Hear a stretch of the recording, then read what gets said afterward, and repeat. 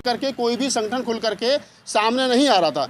एक दो लोग थे जो कह रहे थे कि 21 तारीख को भारत बंद करेंगे। मैं बड़ा खुशी के साथ इस बात को एक्सेप्ट कर रहा हूँ कि आज बालाग्राम बौद्ध और उनके साथियों के द्वारा ये जिम्मेदारी के साथ कहा गया है कि हम भारत बंद का हिस्सा नहीं हैं, और उसका कारण उन्होंने बताया है कि अपने ही लोगों को सरकार के द्वारा आपस में जिस प्रकार से लड़ाने की कोशिश की जा रही है, सरकार ने जिस सरकार के दबाव में जिस प्रकार से सुप्रीम कोर्ट का डिसीजन आया है SC ST में वर्गीकरण को लेकर के, और ख़ास तौर से उत्तर भारत में वाल्मीकि समाज जो इस बात को लेकर के बड़ा उत्साहित है और वो कह रहा है कि हमारे बच्चों को नौकरियां मिलेंगी। तो मैं एक बता देना चाहता हूं तमाम साथियों को कि हम लोग पहले दिन से कह रहे हैं, मैं ख़ास तौर से पहले दिन से कह रहा हूं कि वाल्मीकि समाज के बच्चों को नौकरियां मिलें, हम ये चाहते हैं। लेकिन सबसे पहले ये भी पूछ लिया जाए कि सरकार के पास नौकरी कितनी है। सरकार आए दिन सरकारी सिस्टम को, सरकारी जो उनके पास में सिस्टम है उसको प्राइवेट कर रही है। राष्ट्रीय जो संस्थान है, चाहे बैंक हो, रेलवे हो, LIC हो, ICU हो, जितने भी सरकारी संस्थान थे,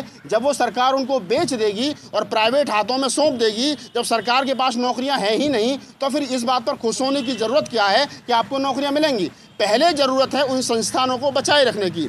दूसरा, आज बालाग्राम बौद्ध और उनके साथियों के द्वारा जो ये बात कही गई है कि हम भारत बंद का हिस्सा नहीं हैं, तो इसमें एक जीता जागता उदाहरण 2 अप्रैल 2018 का है। 2 अप्रैल 2018 को जब भारत बंद हुआ तो उसमें लाखों बच्चों पर मुकदमे हुए, लाखों बच्चे जेल गए। आज भी 18 से और 24 में हम खड़े हैं, लगभग 6 वर्षों के बाद में आज भी हमारे बच्चे कोर्ट और कचहरियों के चक्कर लगा रहे हैं, जिसके चलते समाज को एक बहुत तगड़ा नुकसान उठाना पड़ा। जो बच्चे किसी प्राइवेट सेक्टर में जाकर के नौकरी कर सकते थे, जो बच्चे सरकारी सिस्टम का हिस्सा बन सकते थे, जो MP MLA विधायक बन सकते थे, आज वो मुकदमे के चक्कर में पड़कर उनका जीवन जो है वो खराब हो गया है। 13 बच्चे शहीद हुए थे 2 अप्रैल के। 13 माओं की कोख उजड़ गई, बहनों के भाई चले गए, पत्नियों के पति चले गए, बच्चों के बाप चले गए। तो ये बड़ी क्षति है। इस प्रकार कोई भी आदमी आकर के भारत बंद की घोषणा कर दे और मेन स्ट्रीम मीडिया जिस प्रकार से उसको दिखा रहा है, ये हमको लगता है कि सरकार के इशारे पर सुप्रीम कोर्ट का डिसीजन आया है और अब उसी डिसीजन के आधार पर सरकार के इशारे पर ही कुछ लोग,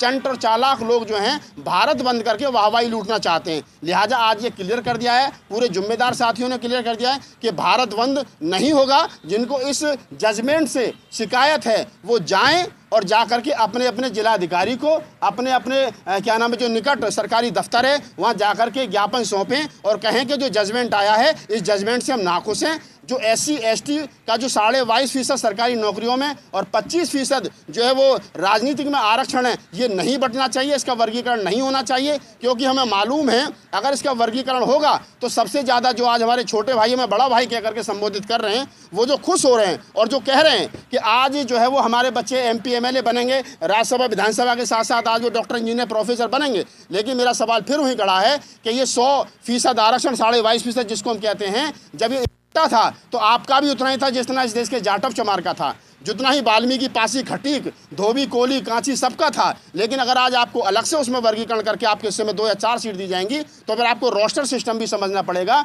आज जब इंदिरा गांधी जी के समय पर रोस्टर, पहली सीट जो आती थी वो शेड्यूल कास्ट के लिए होती थी, आज 7वीं सीट जो है वो शेड्यूल कास्ट को मिलती है रोस्टर सिस्टम के आधार पर, 10वीं सीट जो है वो ST को मिलती है रोस्टर सिस्टम के आधार पर। लेकिन जब कोटे में कोटा होगा तो ये देखने वाली बात होगी कि जो कोटे में कोटे वालों को कौन से नंबर की सीट दी जाएगी। ऐसा तो नहीं कि आपको सरकार एक तरफ लॉलीपॉप दिखा रही है और दूसरी तरफ आपको जाटव, चमार, वाल्मीकि आपस में सबको लड़ा करके आपके आरक्षण को छीनना चाहती है। कैसे दबाव बनेगा सरकार के ऊपर? देखिए, भारत बंद करना सरकार के ऊपर दबाव नहीं है। जो पिछली बार भारत बंद हुआ था वो SC ST एट्रोसिटी एक्ट को लेकर के हुआ था, वो सफल हुआ, सरकार दबाव में आई। आज का जो भारत बंद है, सरकार बैठ करके तमाशा देख रही है। सरकार ये देख रही है कि जाटव, चमार, महार, पासी और मीणा, इनके खिलाफ वाल्मीकि समाज जो खड़ा हुआ है, ये आपस में कैसे लड़ें, इन पर आपस में कैसे मुकदमे हों, एक भाई छोटे भाई बड़ा भाई को कैसे पीटे, बड़ा भाई छोटे भाई को कैसे पीटे। तो ये आपस में लड़ाने की साजिश है।